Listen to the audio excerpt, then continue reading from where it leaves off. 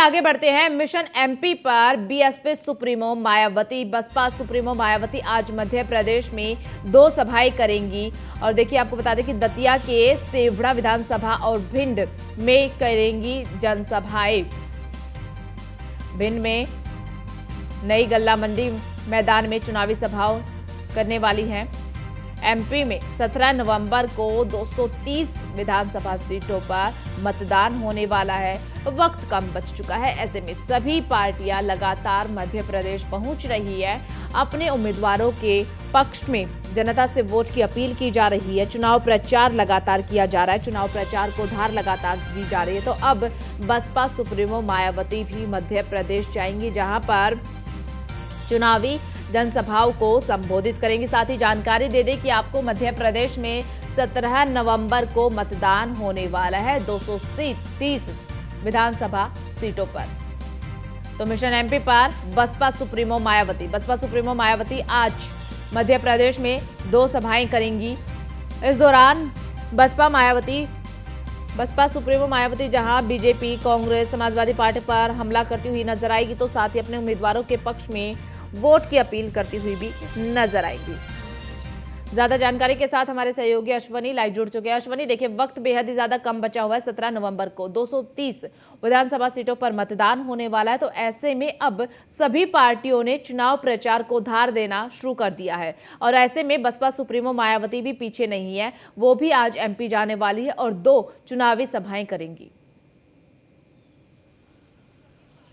बिल्कुल, बसपा सुप्रीमो मायावती लगातार देखा जा रहा है इस बार एक्टिव नजर आ रही है। हालांकि ये चुनाव उत्तर प्रदेश का ना होकर के मध्य प्रदेश, राजस्थान, छत्तीसगढ़ का हो रहा है। लेकिन इसके बावजूद भी कहीं ना कहीं अपनी उपस्थिति दर्ज कराने के लिए मायावती लगातार प्रयास कर रही हैं। अपने जो पार्टी वर्कर्स हैं उनका हौसला अफजाई कर रही है। देखा गया इससे पहले भी 6 जनसभाएं अब तक जो है मायावती मध्य प्रदेश कर चुकी हैं। साथ ही साथ 2 जनसभाएं जो है छत्तीसगढ़ में कर चुकी हैं। हालांकि मायावती के बारे में कहा जाता है कि अमूमन वो जनसभाएं नहीं करती हैं, कम से कम करती है। अभी हाल ही में उत्तर प्रदेश में ही आप देखिए कि विधानसभा चुनाव था, उस दौरान भी लिमिटेड सीटों पर ही उन्होंने चुनाव प्रचार किया था। तो कहीं ना कहीं मायावती को अब उम्मीद है कि मध्य प्रदेश में उनको कुछ बड़ा दिख रहा है, कुछ बड़ा मिलने वाला है। और कहीं ना कहीं उसी के लिए लगातार प्रयास मायावती की ओर से और बसपा की ओर से किया जा रहा है। अभी हाल ही में देखा गया था सम्मेलनों की जब बाढ़ आई थी बसपा में, तो उस दौरान मध्य प्रदेश, छत्तीसगढ़ और राजस्थान में भी सम्मेलन किए गए थे।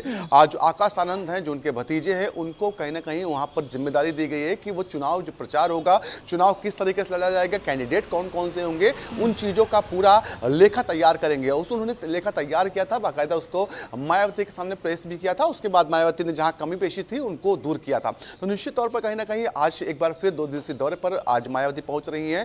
वहां पर जनसभाएं करेंगी, भिंड में जनसभा होगी। निश्चित तौर पर अगर बात करें मायावती की, तो कहीं ना कहीं उत्तर प्रदेश में उतना बेहतर परफॉर्मेंस उनका नहीं रहा। पिछले अगर 3 से 4 चुनाव ले, 2017 के बाद 17 में 20 सीटें मात्र आई थी उत्तर प्रदेश में मायावती की विधानसभा चुनाव में। वहीं अगर बात करें, जब 2019 का लोकसभा चुनाव हुआ था, उस दौरान सपा के साथ गठबंधन हुआ था, उसके बाद 10 सीटें आई थी। 2022 का चुनाव सबसे बेहद खराब रहा, 1 सीट मात्र आई है। और वो 1 सीट जो आई है उमाशंकर सिंह की, वो कहा जाता है रसड़ा से विधायक, वो अपनी दम पर सीट लेकर आए हैं, जबकि उनको किसी पार्टी की जरूरत नहीं, वो चाहे निर्दलीय लड़के जीत सकते हैं। तो समझिए कि पार्टी की स्थिति उत्तर प्रदेश में कितनी खराब हो चुकी है। लेकिन अब कहीं ना कहीं मायावती इस चीज को समझ चुकी है, अब एक्टिव हो रही है, दूसरे प्रदेशों में जाकर के चुनावी प्रचार कर रही हैं, वहां पर जाकर के जनता के मुद्दों को उठा रही है। साथ ही साथ जहां पर मध्य प्रदेश में चुनाव लड़ रही है, जिन सीटों पर, वहां पर दलित बहुल क्षेत्र है, तो निश्चित तौर पर कहीं ना कहीं मायावती की उम्मीद लग रही है कि वहां से कुछ उनके लिए बेहतर रिजल्ट आ सकते हैं। निश्चित तौर पर आज जो दौरा है, उसके बाद दतिया और भिंड में जनसभाएं होंगी और कहीं ना कहीं पार्टी वर्कर्स को संबोधित करेंगे, पार्टी के साथ आने के लिए उनसे गुहार लगाएंगे और कहेंगे कहीं ना कहीं कि उत्तर प्रदेश में उन्होंने किस तरीके से शासन किया, तो दूसरे प्रदेश में अगर उनकी सरकार में वो शामिल होते हैं तो किस तरीके से वो प्रशासन करेंगे। निश्चित तौर पर मायावती का एक जो दौरा है काफी महत्वपूर्ण है। जी बिल्कुल अश्विनी, यानी कि ये समझा जाए कि मायावती अब जिस तरीके से मायावती की नाव डूबती हुई नजर आ रही थी, मध्य प्रदेश के चुनाव के माध्यम से मायावती को कहीं ना कहीं उम्मीद है कि जो नाव डूब चुकी थी वो अब फिर से एक बार उठ सकती है। बिल्कुल कहीं ना कहीं अब उनको उम्मीद जग रही है मध्य प्रदेश, राजस्थान, छत्तीसगढ़ के चुनाव के सहारे, क्योंकि उत्तर प्रदेश में खास कोई असर नहीं छोड़ पाई है। वो अभी हाल ही में देखा गया था पंचायत चुनाव हुए, उसमें बेहद ही खराब प्रदर्शन बसपा का रहा। उसके बाद जो है नगर निकाय चुनाव हुए, पिछले नगर निकाय चुनाव में देखा गया था कि 2 नगर निगम सीटों पर बसपा का कब्जा हुआ था। उस समय भी कहीं ना कहीं उनकी सरकार नहीं थी।